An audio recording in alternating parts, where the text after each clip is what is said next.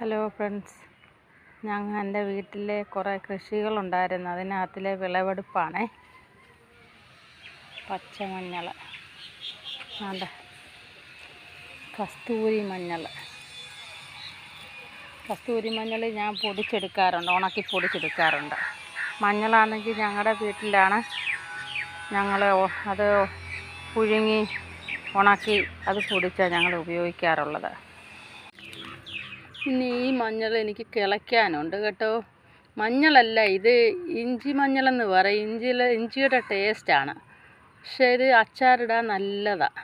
ഇത് നമ്മൾ മീനൊക്കെ കറി വയ്ക്കുന്നതിന് ഇഞ്ചിക്ക് പകരം ഇതിടാൻ നല്ലതാണ്. ഇതുപോലുള്ള ചാക്കിനകത്ത് നട്ടെടുക്കുന്നതാണ്. ഇഞ്ചിയുണ്ട്, ഇഞ്ചി അതിൻ്റെ അടിയിലായിപ്പോയി. ഇത് 2-3-4 വർഷമായതായി ചാക്ക് നിറച്ച് വെച്ചിട്ട്. ഇപ്പം ഞാനത് എല്ലാം ഇളക്കി എടുത്തിട്ട് വീണ്ടും നിറച്ച് വെച്ചിരിക്കുക. കരിയിലയും ചാണകപ്പൊടിയും ചാരവും മണ്ണും മിക്സ് ചെയ്തിട്ടിരിക്കുക. ഇച്ചിരി പൗഡർ കൂടെ ചേർത്തിട്ടുണ്ട് ഇതിനകത്തിൽ. മഞ്ഞൾ, ഇഞ്ചി എല്ലാം ഞാൻ ഇങ്ങനെ ഇതിനകത്തിലായിട്ട് എടുക്കുന്നത്.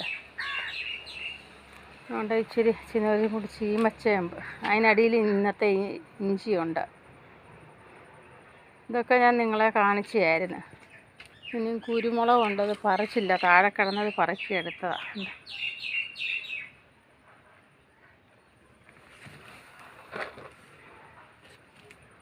ഇതെല്ലാം കൊച്ചു കാച്ചില്ല, അതെല്ലാം വലിയ കാച്ചില്ല. ചാക്ക് ഇങ്ങനെ നിറച്ച് മണ്ണിട്ട് വെച്ചിരുന്ന എനിക്ക് പ്രയോജനമാണ് കേട്ടോ. ഉണ്ട്, ചാക്ക് നിറച്ച് വെച്ചിരിക്കുക. ഉണ്ടോ?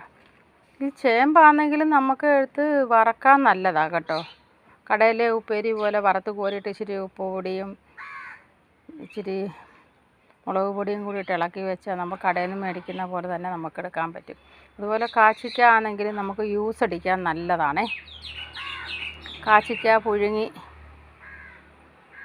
അതിനകത്ത് ഇച്ചിരി തേങ്ങയും തിരുമ്മിയിട്ട് ഒരു ഏലക്കായും ഇട്ട് ജ്യൂസ് അടിക്കാൻ നല്ലതാണ്. അതിൻ്റെ കൂടെ വേണ്ടിയവർക്ക് വേണമെങ്കിൽ ബൂസ്റ്റൊക്കെ ഇട്ടെടുക്കാൻ കൊള്ളാം. പക്ഷേ ഒരു കുഴപ്പമില്ല, നല്ലതാണ്. വെള്ളക്കാച്ചിക്ക എടുത്താൽ ഏറ്റവും ബെസ്റ്റായിരിക്കും.